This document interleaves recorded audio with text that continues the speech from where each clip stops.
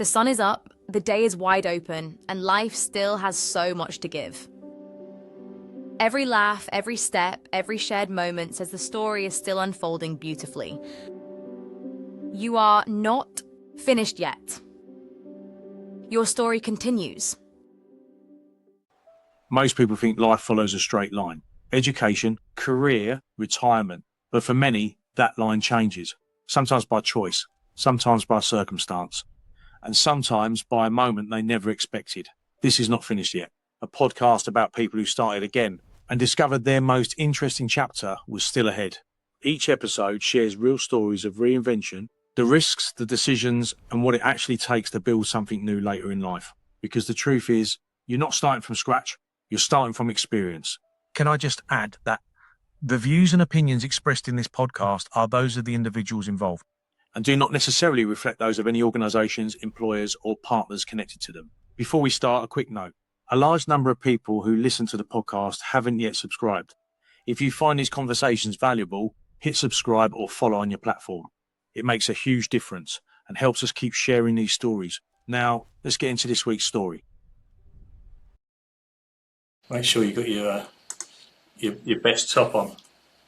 I think we're there, Harry. Brilliant. So, welcome. Good to see you. Do you know, did you ever think yourself over all the years we've known each other, you'd be put in this kind of situation where we get undo the can after all them songs and drunken nights after cricket. So, you know, what I'm going to try and do, is I'm going to try and talk to you, like what it means to change direction later in life, how passion can evolve into serious work, what corporate experience teaches you that still matters in creative and sportive careers, and what sport teaches you early that becomes valuable in business and life, the emotional cost as well of staying stuck versus the risk of starting again. Sounds a bit deep, doesn't it, Dan? I think you thought you were coming on to talk just about cricket. No, it's all right. Look, it's all right. You ask me anything you want, mate. Well, I'm going to get straight into it. So, welcome back to the podcast. Today's guest is Dan Whiting, and this is exactly the kind of story this show is built for. Dan's journey is about much more than cricket. Yes, cricket has always been part of his life as a player, umpire, writer, and commentator. But this conversation is really about something bigger. What happens when the thing you've always loved starts calling louder than the career you've built? Before moving fully into the cricket media world, Dan spent years in recruitment and the corporate environment, developing the kind of people skills, resilience and relationship building that many would see as belonging to one world only. But his story proves otherwise. He's gone on to build a second chapter around passion through writing, commentary, broadcasting, books, blogging, and he's been deeply embedded in the game he's loved for years. This is a conversation about changing careers later in life, trusting your instincts, carrying lessons from one world to another, and asking whether the dream you had when you were younger might still be worth following now. Does that about sum it up, Dan? Yeah, Welcome. Yeah, it certainly does. Yeah, great to be on. Great to be on, Mark.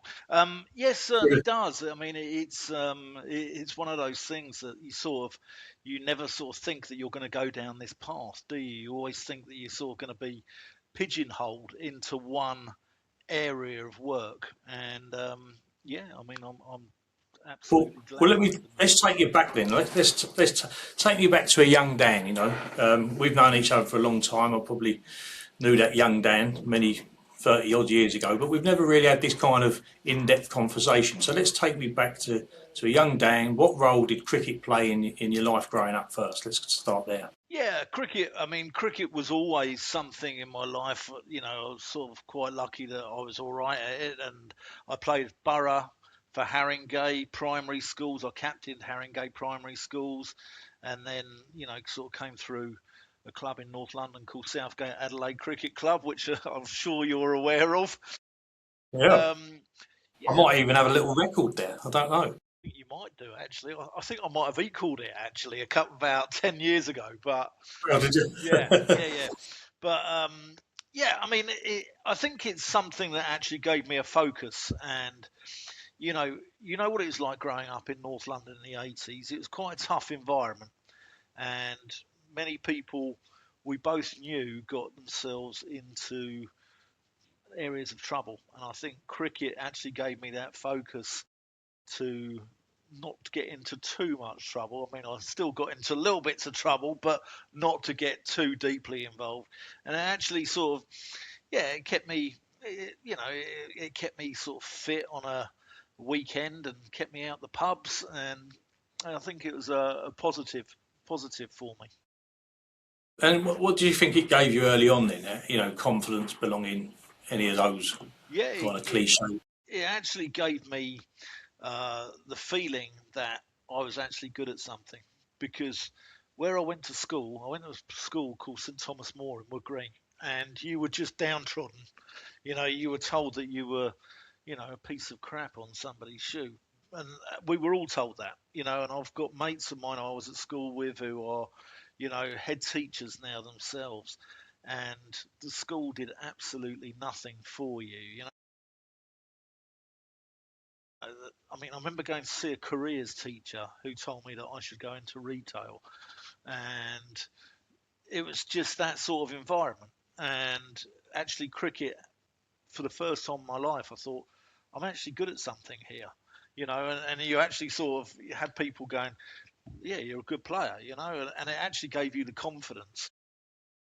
Do you ever imagine then the future connected to sport in some way? No. Or not at that period when you? No, I mean, always when I was a kid, I wanted to be a professional cricketer, but I was never good enough. And, I thought, well, that's it. The dream's gone. So I went into the city for 27 years, and and now I'm working in professional cricket. Yeah, well, we'll get onto that. Yeah, we'll get onto that corporate world in a minute. So, I'm a great believer in sport and business. I connect. I'm writing a book, funny enough, about how the similarities to my sporting experience and what I've learned through sport, I've brought into business. So, let's talk about that. Being around teams and dressing rooms. What did that teach you before you even entered the working world? Yeah, hell of a lot. Hell of a lot. It teaches you discipline. It teaches you team ethic. And also, I mean, when I worked in the city, I worked for a guy who's probably the best man motivator. I've played football under managers. I've sort of skippered cricket teams. I've played under skippers. And a guy in the city who I worked for, a guy called Mike Swaby, and he's the best man manager I have ever known. And he had that little bit of fear, that little bit of love, and sort of you never knew sort of what end you'd be on. And I actually took a little bit of that into cricket dressing rooms when I was skipper as well. And I think definitely there is a massive correlation between the business world and sport, because you're managing people at the end of the day. You're actually, some people respond to the carrot, some people respond to the stick, some people need an arm around them, some people need a rocket up their arse, and it's it's one of those things, isn't it, where I think I learned that when, funny enough, I always attribute people say about my management, where did I learn my leadership skills in business and stuff like that. And I actually go back to my Honours Football Club days, where I was automatically, one day I was the manager without really wanting to be the manager when the manager quit. And then you're standing there, not just with a team of people, young men, but then your friends. And having to learn those different things, that you can push like an Andrew Fitzpatrick and he'll give him a load of shit and he'll get on with it. But some people you've got to put an arm around. And I took that into business as well. So I get that. I totally get what you're saying there. Yeah. Well, I played against Honours, and I've never, had sort of the living daylights kicked out of me on a Sunday morning in the business world, put it that way. So what did, I mean, for those, I mean, we're going out internationally, yeah. You're actually the first, funny enough, I've gone round and I've interviewed lots of people around the world, and you're the first one back home. So the word cricket is probably, people are thinking, is that posh English game that everyone I've heard about? But what did cricket teach you about standards, trust and pressure? And maybe accountability? Well, when I was a kid, I was 14 years old playing adult cricket, and there was always a thing like the jugs used to go around after a game of cricket, and you'd sort of go and take them around the opposition. Your job as the youngster was like you were told to go and pour their beer, yeah. And sometimes you'd be talking to guys who were 25 years old, 30 years old, 40, 50 years old when you were a kid, and it actually makes you grow up. And sometimes you're talking to guys who are unemployed. Sometimes you're talking to judges. You just don't know who's in the opposition, and it teaches you social skills as well, without a doubt. So, was cricket then the dream, or is it just the thing that kept calling in the background? It's always the dream. It's always the dream. The Yeah, I mean, I live, I breathe it. I mean, I like all sport. I mean, I like football, I like rugby, but cricket is, the game that I've always loved. And, I would get up in the night and watch England lose in the Ashes, that sort of thing. And to do that, I think it's got to come from in the heart, hasn't it? Yeah, I mean, I remember you telling me, I mean, on the other side, I think you went to a Barnet reserve game in Telford or something ridiculous like that, a reserve game, it was fantastic. And there's a great story about Barnet, and I don't know why it's come into my head, but I think, for me and you chatting, it's great just to sum up what that level of football is for everyone who doesn't understand where Barnet sit.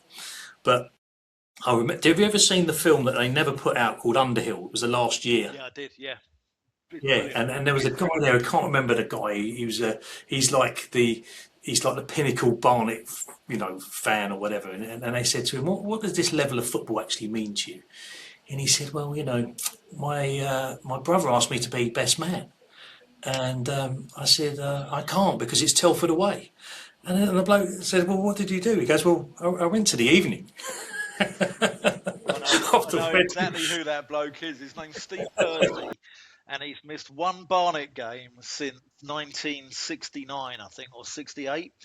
And that game was a local derby against Enfield, where they called the game off and then put it back on again without him knowing. And I'm sure he went absolutely mad. But yeah, I mean, he's been at Carlisle midweek, and he hasn't missed a game since, or he's missed one game since 1968. That shows you the passion at that level of football that I don't think you get with other standards of football. But let's move on to the corporate chapter a little bit. I just want to talk about from there, and then your success and skills. You built a credible career for many years. So tell us about your world in recruitment and the corporate environment.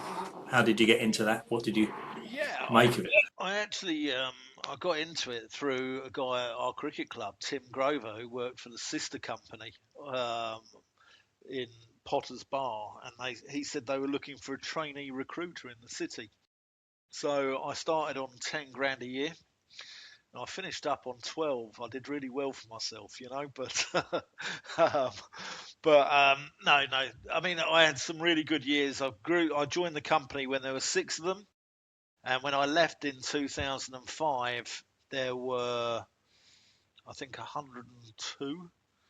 And the company had been named Virgin Fast Track, Company of the Year, or got to the finals or whatever.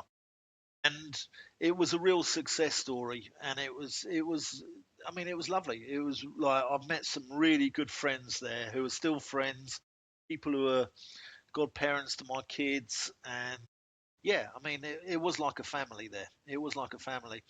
I left because I wanted management and sort of did my own thing for a few years, but then went back there in 2017 and then stayed until lockdown.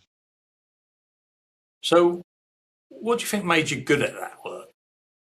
I think the ability to converse with people, the ability to actually manage people, and also to build relationships as well. I'm very good at taking people out and getting them drunk, Mark. I don't know if you're aware of that.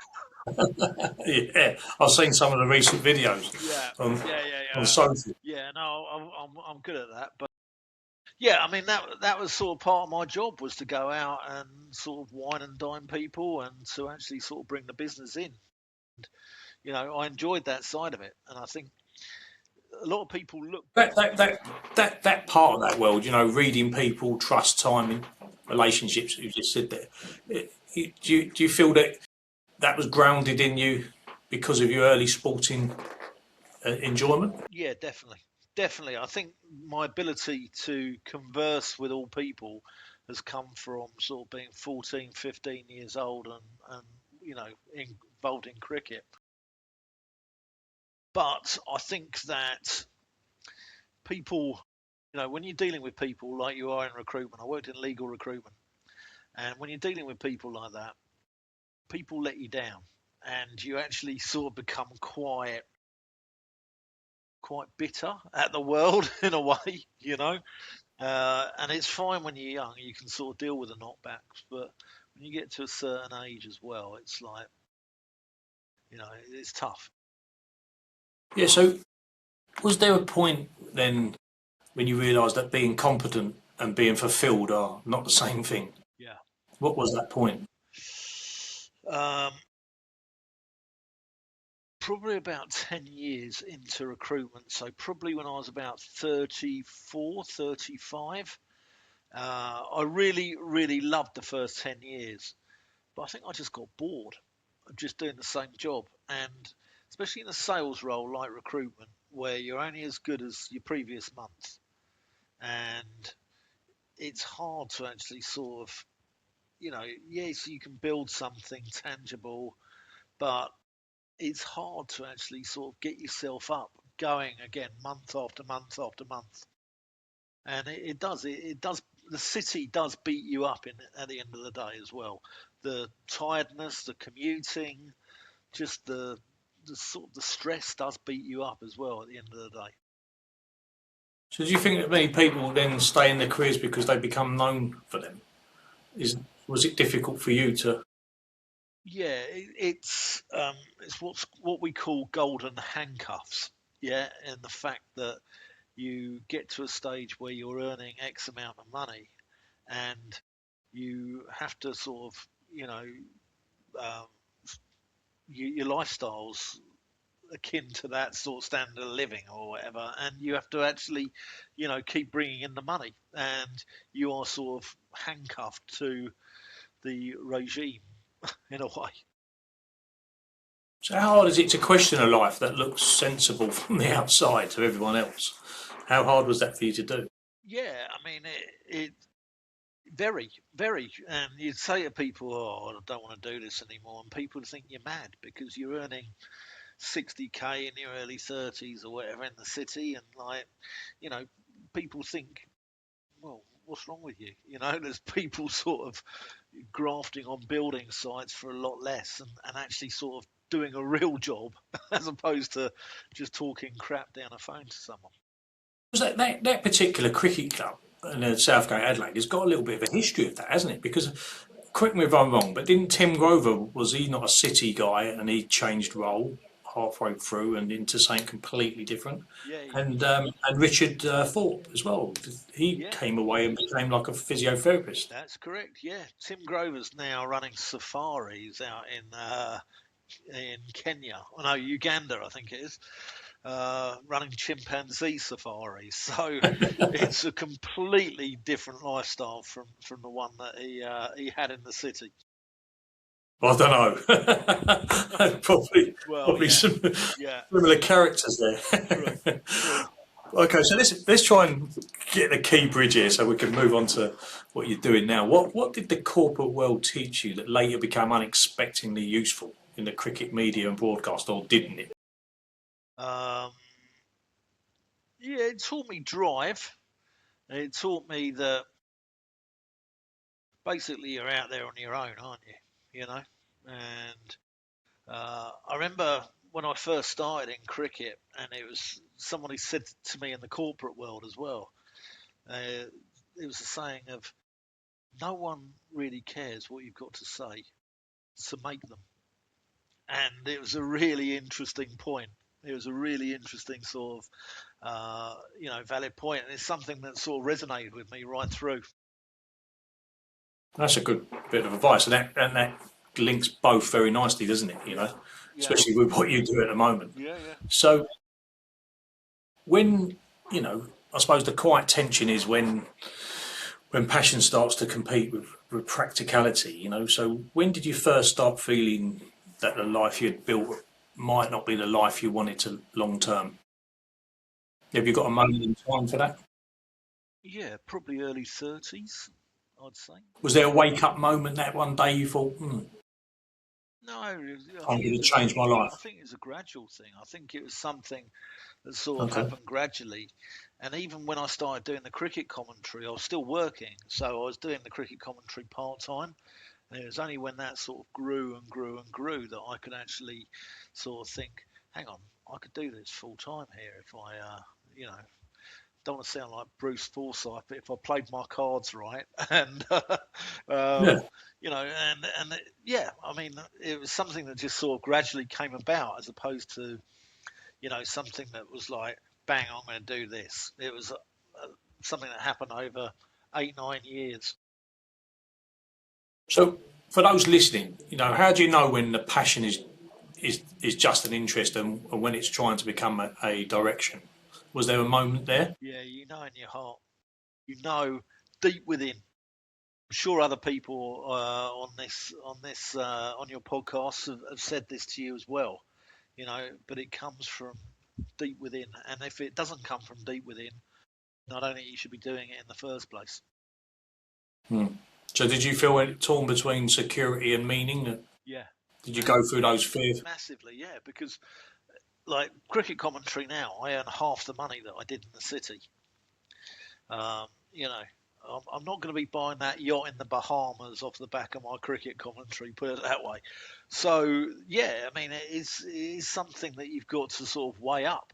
But I'd actually got to a stage in life as well where, I was mortgage free. And I think that helped as well. So, obviously, when you're sort of in your 30s and the kids are young, you've got to actually uh, go into the city and sort of chase the dollar. Whereas when you get older and maybe you paid your mortgage off and maybe life gets a little bit easier perhaps financially, then you can possibly go and do stuff that you want to do. So so those are the practical fears, I suppose, of changing direction. But was there any emotional fears attached to it? None at all. None at all. None at all. Absolutely none. I was 100% right. This is what I wanted to do. Yeah, just totally. I mean, would you rather do cold calling or just talk rubbish into a microphone describing a game of cricket out in the sun? I know Yeah, where I'd rather absolutely. be. Yeah. So did you not worry though people might not take the shift seriously? Yeah, and I still worry actually now. I mean, I think coming from sort of where we've come from a working class environment, I think um, it can be sort of quite tough. I mean, I grew up single parent family in North London, and a lot of guys who do or girls who do what I do seem to come from the public school background, and it's that sort of come into it as well. Whether I'd just be looked upon as some North London oik, or whether I'd be actually sort of taken seriously. So again, for people listening, I know some of these questions you probably is an easy answer for you. I can get the answer, but what is heavier, the risk of failing at something new or the regret of never trying, in your opinion?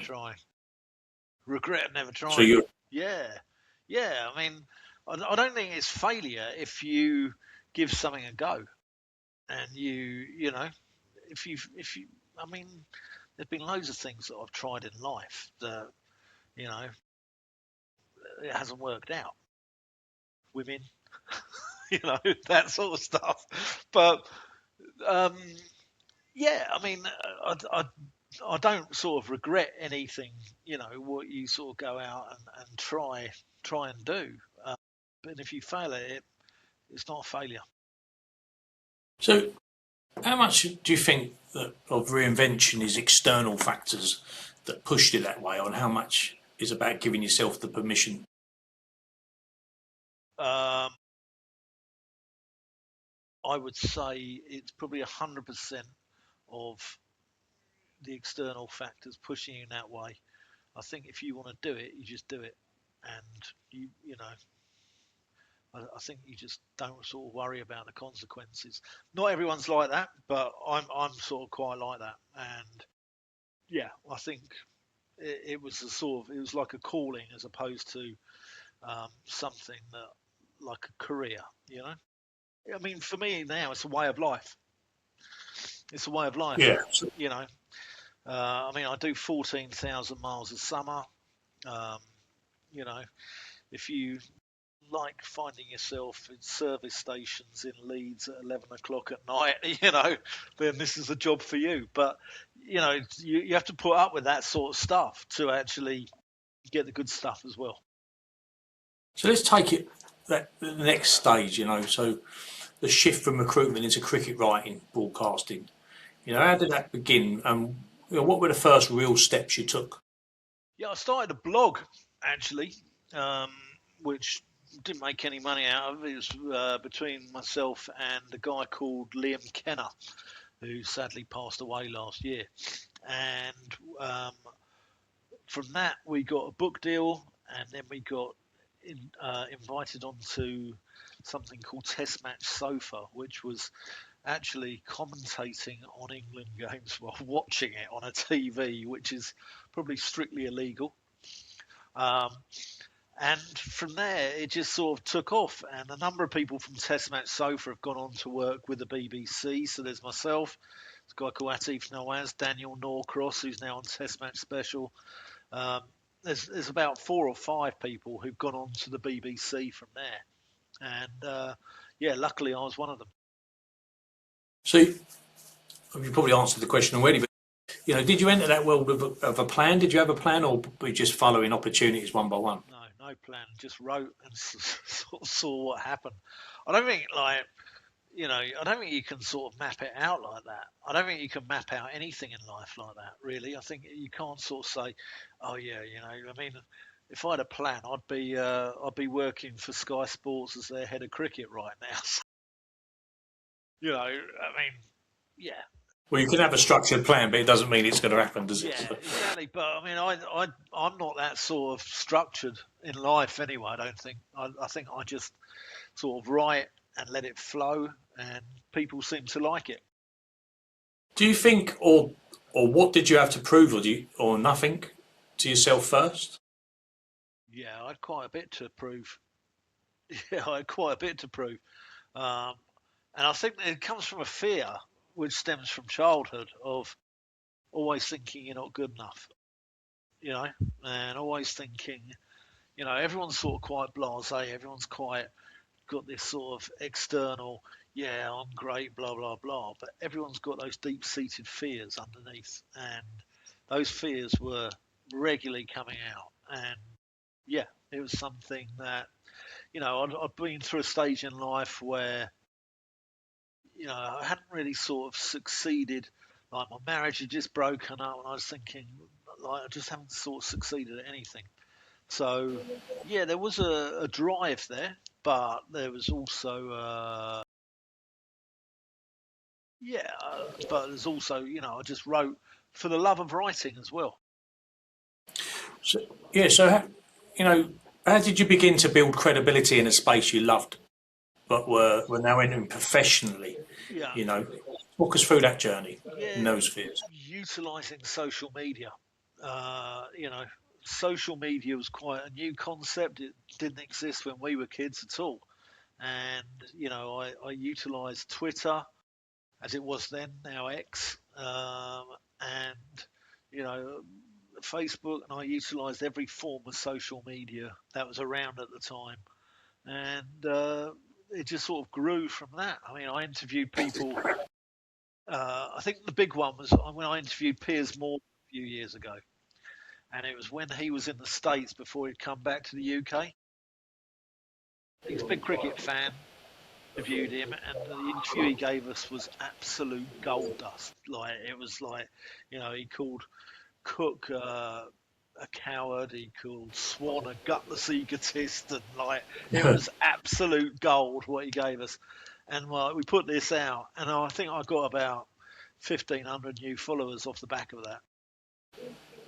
Fantastic. As I was going to say to you, was there a moment when you stopped feeling like it was like a bit of a side interest, and you started to make it feel real? Was that the reason? Was that the point that you can pick out, or was there others? That was up there. I mean, I quite like. I mean, obviously, I've interviewed probably 500 professional cricketers, but what I do like interviewing is the guys who work in other industries who love their cricket. Yeah. Like, I've worked with Johnny Burrell from Razor Light, who was quite good. Yeah. A guy called Eggsy from Goldie Looking Chain. Yeah. Yeah. We worked with him down at Newport, and he was brilliant. He told us this story of, all the Wisdons they're all yellow, and he brought back one of his mates from school, and his mate said, "Why does your dad keep all those copies of the Yellow Pages?"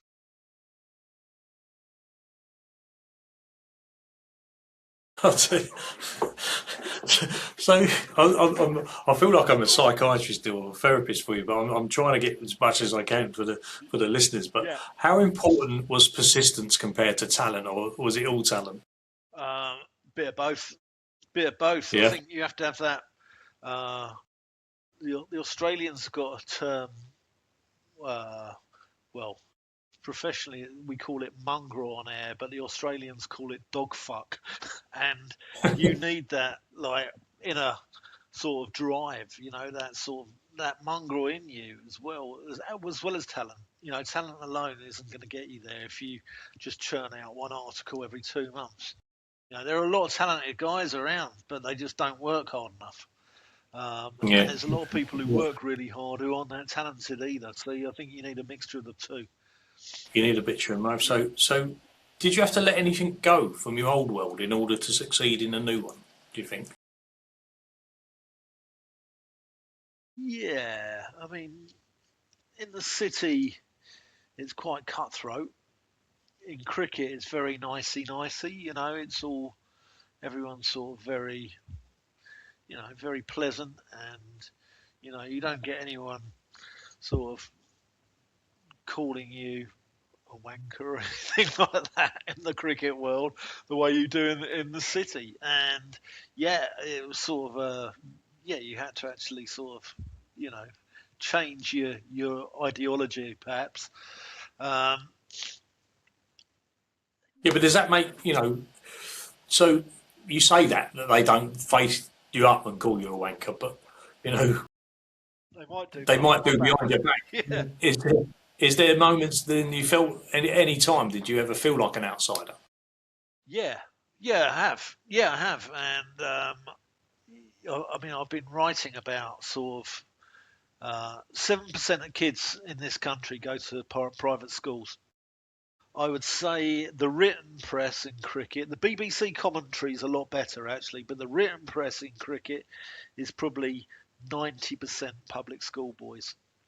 And it can, like, when you come from Wood Green or North London, where we come from, it can make you feel like not good enough. But I think if you let that get to you, I think you've just got to think, like, I think you've just got to look them in the eye and start calling them boss and stuff like that, and they get the message.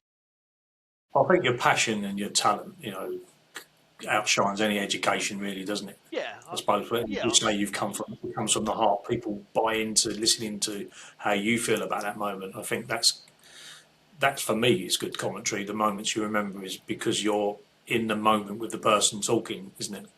Yeah, definitely. I think, I mean, I think, I think also now kids coming through the system have to have a degree, whereas I don't think it was as important in our day, was it? No, you're absolutely right. So, was there anything that surprised you the most about trying to turning your passion into work? Anything that's gone hard to feel? Yeah. What surprises me is how accessible professional cricketers are. You know, compared to footballers. You know, even when you try and sort of speak to the guys at Barnet Football Club, who are League Two players, they're sort of they keep themselves to themselves. Whereas professional cricketers will go and have a beer with you at the end of the day, and it's like sort of being in club cricket, and it's quite strange. You know, it's like sort of seeing these guys who are just normal blokes like me and you. They just happen to be good at cricket, and that was one thing that really sort of quite surprised me because I thought that they'd be quite aloof and quite keeping themselves to themselves, but no, they're sort of quite open and accessible. I was speaking to a guy the other day, and he does a business called Over 50s Pros, and it's about supporting. And this was a guy that was he was made redundant at 52, and he got turned down for 87 jobs, and then he went on and became a coach. He supports other people in that similar situation 10, 12 years later. But what he did say was experience is it turn your experience into a paycheck, basically. So you had corporate life experience. What did your corporate life equip you with that gave you an edge, perhaps in the sport, in the media world, that some of those guys that have come straight out of university into writing and journalism didn't have? Yeah, it taught me. It taught me drive. It taught me um, that you know, not to sort of fear people really, not to worry about people because there are times where in the city that I'd be talking to like senior partners of major law firms, guys who are on like 3-4 million quid a year. I think sort of if you look at it like that, um, you're going to actually sort of wet your pants. But I think if you just go in there with the attitude of people are people, I think that was one thing I took from sort of the city. Um, yeah, I think there's plenty. Um, but it's one of those things that sort of come to you on a day-to-day basis and sort of situations you're put in and how you dealt with it. So those types of things. Did you, we'll brush over some of these because we've talked about a few of the bits and pieces I wanted to go on about. But, looking back, did you think, what did cricket teach you then, early doors, before you entered the working world? I'm sorry, what did cricket teach you before business ever did? That's probably a better way of doing it. I think we've talked about social skills, but you're not actually aware of them at the time. You're actually like, when you're 15 years old, you don't think, oh, I'm learning social skills here. You're just talking crap with someone at your cricket club. Yeah. I think it also teaches you fear as well. When you're sort of 15 years old and you're facing like, a quick West Indian who's getting the ball going round through past your nose and no helmets back in those days in club cricket, and you were deemed a wimp if you went backwards. So you just sort of stood there and sort of took it. And there was a hardness. There were guys up at our cricket club, people like Jerry Fitzpatrick and Andy Britton, who were real hard people, and you didn't want to let them down. And Jerry, I mean, you know Jerry, and the listeners won't know Jerry, but let's just say he was a guy from Newcastle, and he didn't take fools, didn't suffer fools gladly. And, No, absolutely not. and if we turned up with a hangover on a Sunday, which we inevitably did, he'd sort of give you the look. And if you'd done the business for him, he wouldn't say anything. But if you didn't, he would absolutely nail you to the mast. And I think there was that sort of toughness that was instilled in me from people like him. I mean, I think maybe he could have conveyed it possibly in better ways at times, but I think he taught me that toughness. So wrapping up that little bit, do you careers sometimes you think coming from combining the worlds rather than just choosing one, or do you feel that it wouldn't have made a difference if you had chosen cricket early doors? No, I'm glad I worked in the city for a bit. Yeah, I mean, I'd love to have worked in cricket all my life, but I don't regret the city at all. I don't regret the people I've made, the friends I've made, or the experiences I've had at all in any way. Okay, so moving on now, how do you define your success now compared to earlier in your career? Um, there's still a long way to go. Still a hell of a long way to go. I mean, if I, at the moment, all right, I might have been highly commended or whatever in the ECB broadcast of the year the last couple of years, but I still haven't got a regular gig. I'm still having to put myself out there. I've got Gloucestershire white ball stuff, but you can't live off that alone. I've got the ECB England disability stuff, but you can't live off that alone. And I do bits and pieces for like BBC Radio Kent and people like that. But I still have to put myself out there and actually pitch for work all the time. And, I'd like to. Um, I'd like more regular work, perhaps. So it's fair to say that maybe your passion hasn't made the work life any lighter, really. Or It's made it you've harder. still got to chase. It's made it harder, Made it harder, and I earn less. But apart from that, but it's worth the effort when you've done it. yeah, yeah, You come away thinking, this is the environment I really should have been in. yeah, you do. But it's tiring. It's like the schedule is a slog, especially in T20 season. When you're. I mean, for instance, next weekend I'm at Canterbury on the Friday and Saturday. I've got a game in Bristol on the Sunday. So on the Saturday night, I'll do my interview at the end of play, send it down the line to the BBC, and then I've got to get from Canterbury to Weston-super-Mare, where I stay when I work in Bristol, which is about 4.5 hour journey. So, yeah, it is a slog. without being so, therefore, without being negative, because I'm trying to, but do you think that the dreams have seasons? Then do you feel that you'll see this through and it will move on, or do you think that there's a lot more to go? There's a lot more to go. There's a lot more to go. But, I mean, sacrifices I do make as well is, in the winter, I've used my recruitment and HR experience working in schools last few winters. And it's not particularly interesting. It's got to be said. It's, again, I've met some nice people, but it bores me senseless. And it does. And, but it's one of the sacrifices that you have to make for, working in what is a summer-only job. So, what does that look like? What would you need?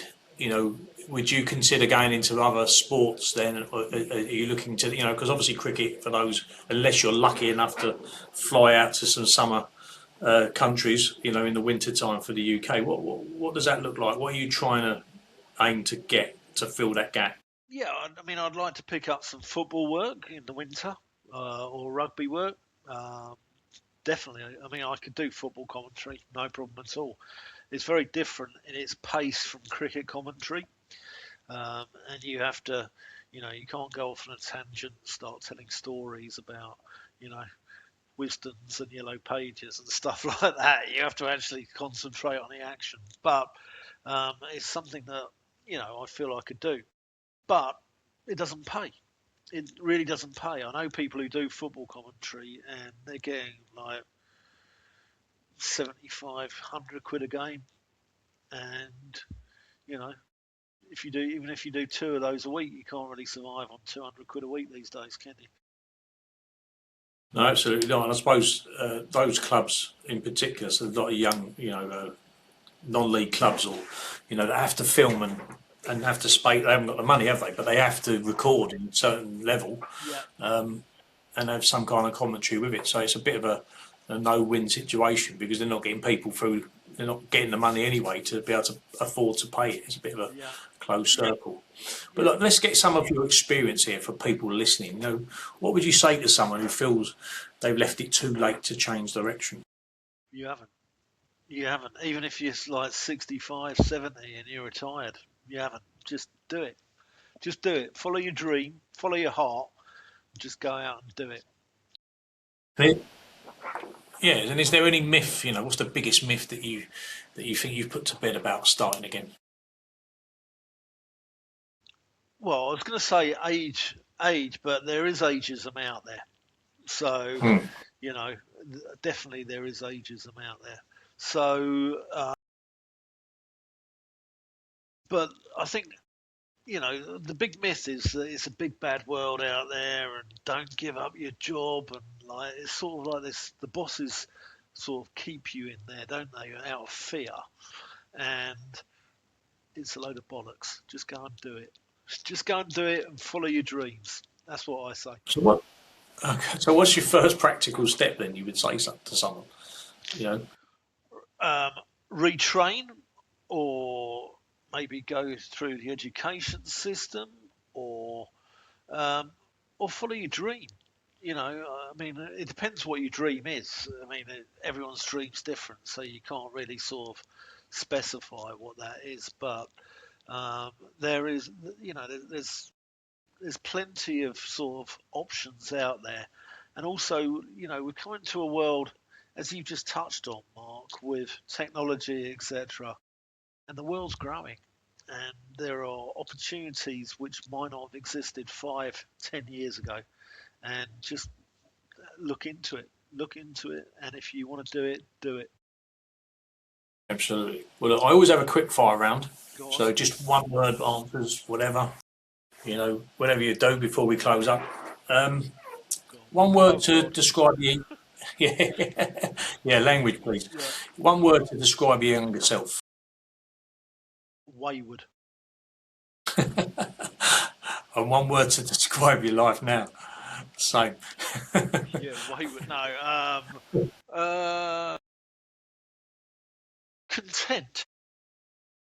Okay. So, pick one of these: playing, writing, umpiring, or commentating. Commentating. Well, best lesson cricket ever taught you?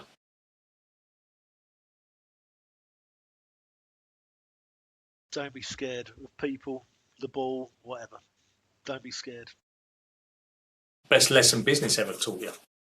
Don't be scared of anyone, whatever social level they're from, whatever background they're from. Don't be scared of anyone. And what matters more now, security or meaning? Meaning. And what still drives you today? It's a really good question. I think with cricket and what I do, every game is, it's a new game, or it's a new season, or it's something like that. So, just going into sort of the unknown, perhaps, and the variety of it. And the last one, the tea interview or the final over? Well, in the professional game, we get lunches. You see, we only get 20 minutes for tea, but we get lunches, and some of the lunches are outstanding. I've had like guinea fowl and monkfish down at the Oval. So yeah, but it's weird because in club cricket, at the end of play, everyone goes and has a beer or whatever. In county cricket, everyone just wraps up and goes home. I rarely have a beer at county cricket at all. It's not like sort of club cricket at all. Yeah. Yeah. Well, look, Dan. Oh God, here you go. Nearly knocked my tea over. It's been a brilliant conversation. It was never one that I thought I'd ever have with you. No, I've enjoyed it.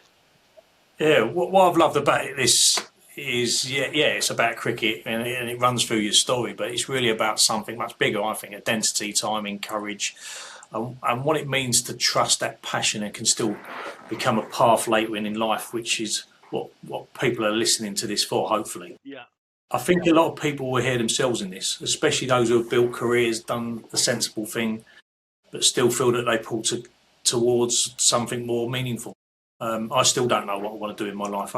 That's why I'm doing this. Are you still So I've doing enjoyed. the construction stuff? Yeah, still do the construction, still running the business in construction, still doing the podcast in construction, which is a bit more, a bit more boisterous, a bit more fun, you know. But yeah, this was something for me really, and you know what? This was the change for me in this was that I was fed up waiting and relying on other people that knew tech and how to do things like this. And I thought, do you know what? I'm always relying on someone. All my life and my career, I've run businesses and I've relied on other people to do things. So I've done exactly what you've said. You know, I've gone back and done some training, as in my own training. I've learned about AI. I've learned about what I can bring in social media wise and how to build social media platforms. And this is my passion is training and coaching. So I'm going to get into training and coaching. And this really is a branding exercise to get me out there as well to do that. So, you know, it's all about people's change. And I don't know if it becomes an age thing that you get to that point and you think, am I doing it right? But I've probably a little bit like you. I've always thought I was doing maybe the wrong thing. But who knows? Yeah. But look, guys, if you've enjoyed this episode, make sure you follow us. Give us give us a share it to someone who might want to hear it, and I'd really like to thank Dan for coming on and hopefully catch up with you for a beer over a game of cricket very soon. It's been an absolute pleasure and best of luck. And if you're listening out there and you are thinking about a change, just do it. Just do it. Thanks, Dan. Thanks so much for listening to Not Finished Yet. If you enjoyed today's episode, make sure you hit subscribe so you never miss a conversation. And if you know someone who needs to hear this, share it with them. Please see the links to all our socials. Until next time, remember, you're not finished yet.